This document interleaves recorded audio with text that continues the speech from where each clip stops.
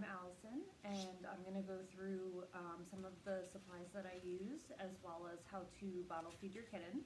And I'll discuss some of the techniques that I use, as well as the supplies that I find really helpful. So let's start with the bottle.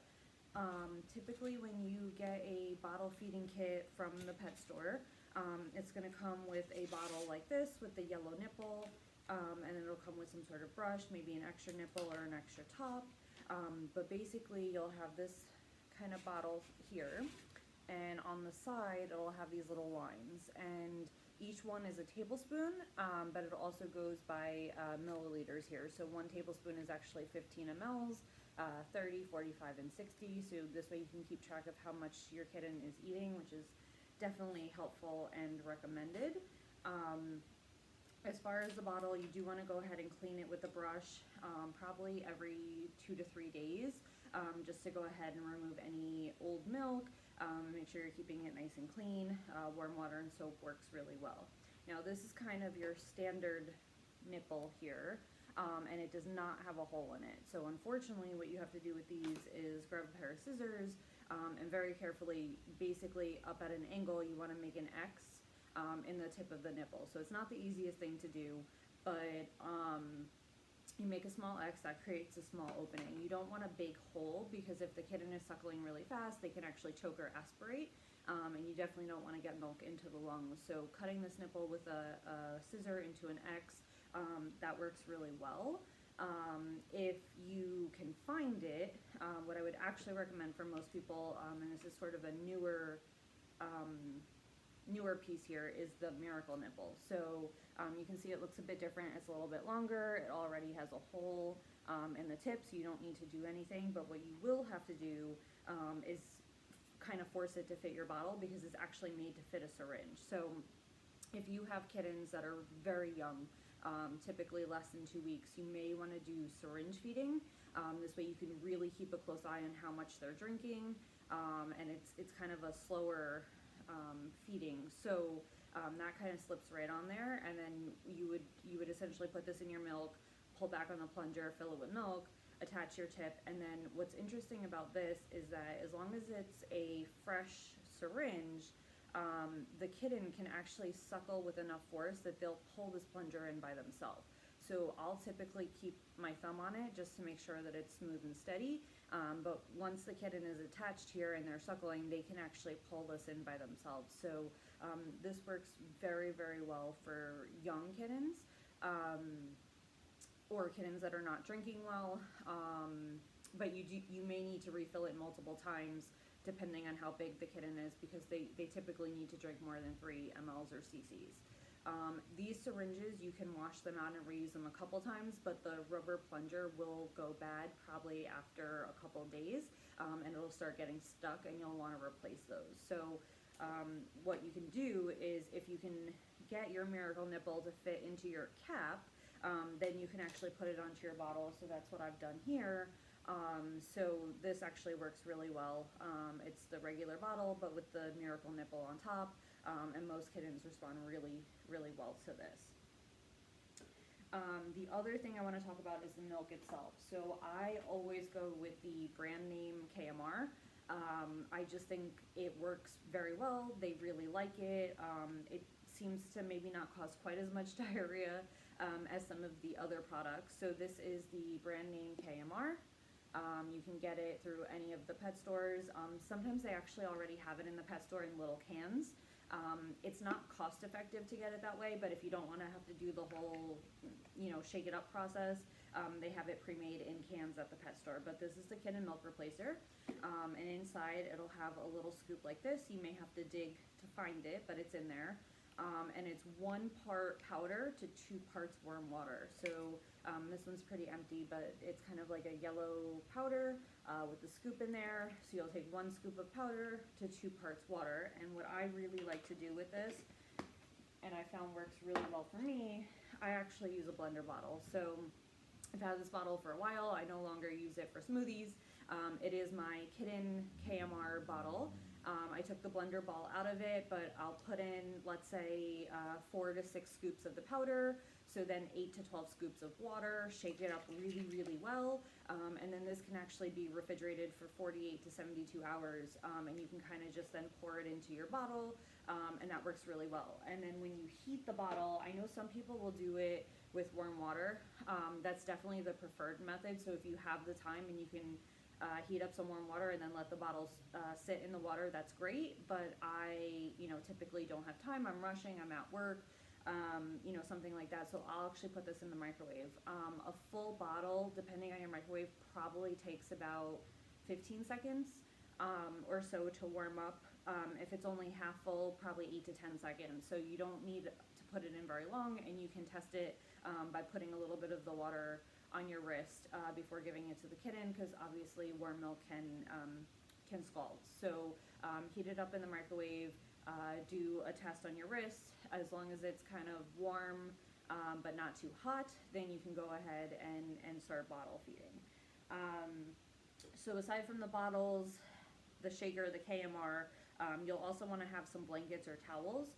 So usually what I'll do is I'll put a towel down at the bottom of the cage kind of as a liner, and then I'll have either a fleece, or I just found these on Amazon, very inexpensive, I think only like $7 each. This is actually a Sherpa fleece or a Sherpa blanket. Works really well. It's nice and soft, it's very smooth. I haven't washed it yet, so I don't know how that's gonna go. But I did find them on Amazon, and I think that this is probably what most kittens will be really comfortable with, because it is very soft.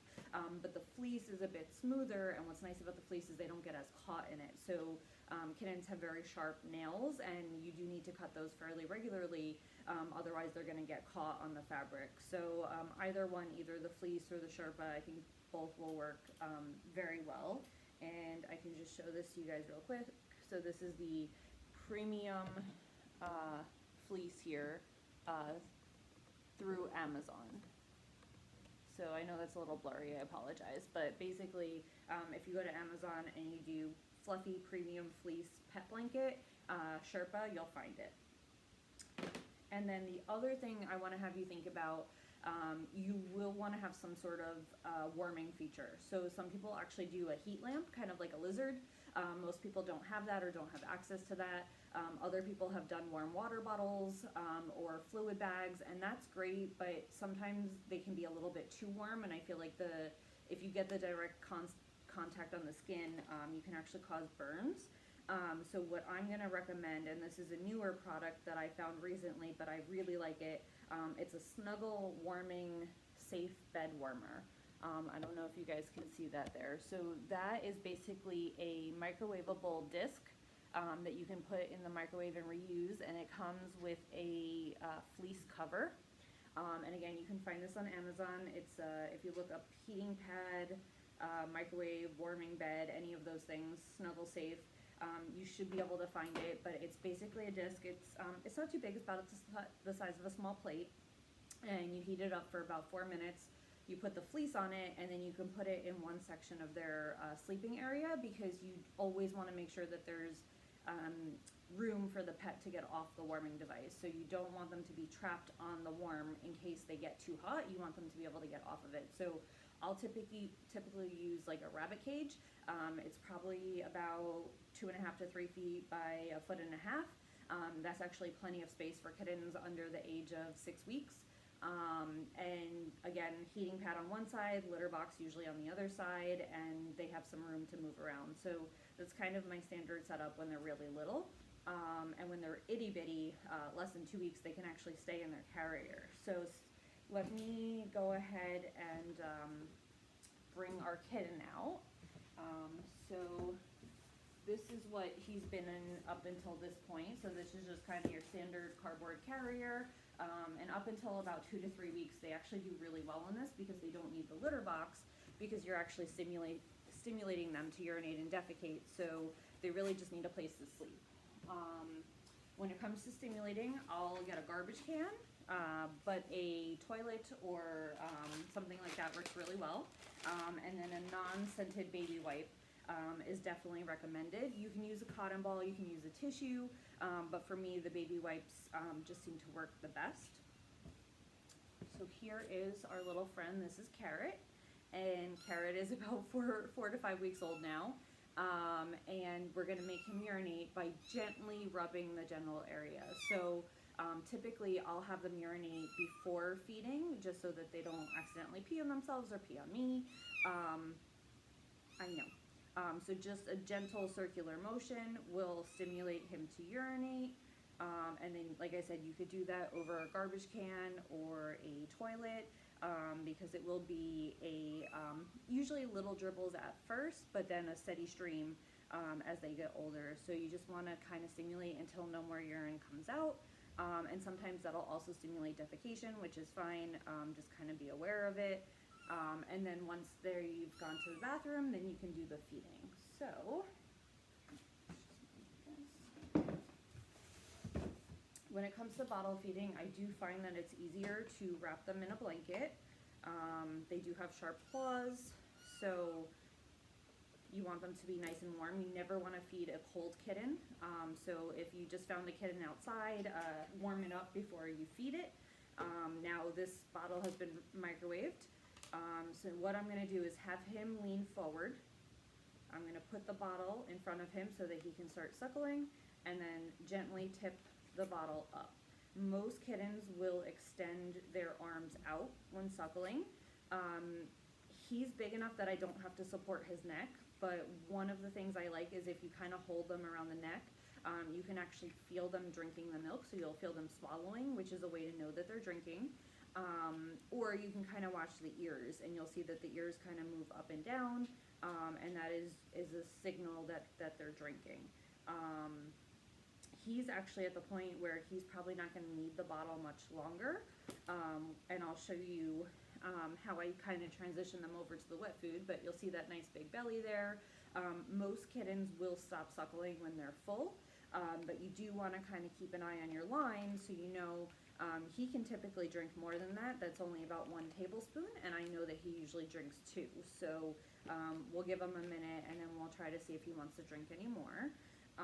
And then when it comes to kittens that have teeth, so usually around week 4 to 5, they'll start getting their teeth in. You can actually start introducing the wet food at that time. Sometimes you do have to mix it with the milk and kind of create a gruel. Other times they'll take to it really well. So again, let them lean slightly forward, bottle slightly up at an angle, and kind of monitor their ears or keep a finger on their neck, so that you can make sure that they are actually swallowing milk. And you don't want them to oversuckle or accidentally aspirate. So you'll see here he did significant damage on that second suckle, and that's about half a bottle, which is what he's been drinking. There are charts on the internet that tell you how much to feed per the weight of your kitten. And when you're weighing your kitten, you should definitely get a gram scale, especially if you're new to fostering. It's important to make sure that they're gaining weight consistently. And so having a little scale at home that you can weigh them on every day or every other day is a really good idea. So he's finished with his bottle. I know that that's how much he's going to drink at this age and this weight. Now when it comes to wet food, this is my favorite product. So this is the Royal Canin Mother Baby Cat. It's made specifically for very, very young kittens. And I find that they take to it really well. It's a super soft pate, and they love it. They really do love it. So what I'll typically do when I'm trying to get them used to this is put a little bit on my finger, kind of open the mouth, put it right kind of in, and then allow them to taste it and decide if they like it or not. If they're biting you, which he's doing, and they seem to really like it, then you can definitely offer a little bit more.